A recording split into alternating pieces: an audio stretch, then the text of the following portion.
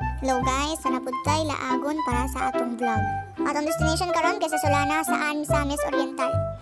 Naka-ready na tanan among gamit na anas sulod sa sakyanan. Pero before mo ato dito, nagkuha pa mi og soft drinks para among imnon dito Dayon yadto pud mig merkado para magpalit og uban pa.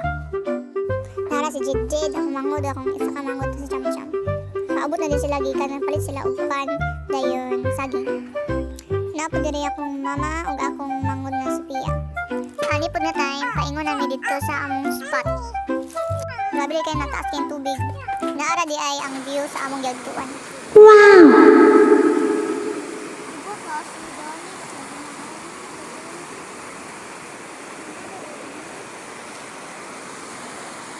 Oh, diba? Tsada kaayo.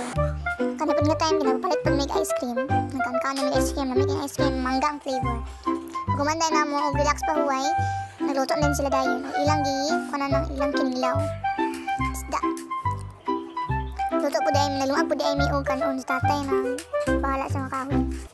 Ani po nga tayo, nagluto po pa pagpansit. Ani po dahil nga tayo, kay gutom namin kay wala pa na may naniod to. Kaon itong snack na, may snack didi og naapod may pan.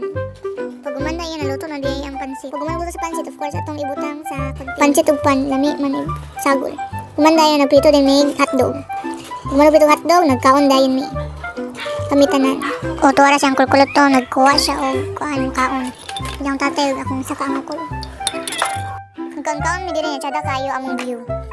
Nagpangit ang view niya, kay dagan na kay bato sa kuhaan. Atong una kay, puros naman ni Yuta karon kay dagan na kay bato. O, tuwara yung papa ko siya, tigbibiwan nga tayo. Pag umana magkaon, nag-vlog din sila dayon, so na sila vlog. Pag umana mag-vlog dito, pila ka videos. Uli na dahil dayon, pero pa may gapitan na swimming pool. Ang swimming pool para pandugang na mag-vlog. Tsada kaya ang video rin, labi naghangin kaayo. Hapon na dahil may nakauli ang tayo mag nagabinan, di may pag-uli. Tsada kita nawan ng dalan. O diba, bagamot na mo, nagabinan, nagid kayo may. Nami karon sa Plaza, Tagulwan. Traffic kayo rin nga time. Pero mura to mga kayo, bye-bye.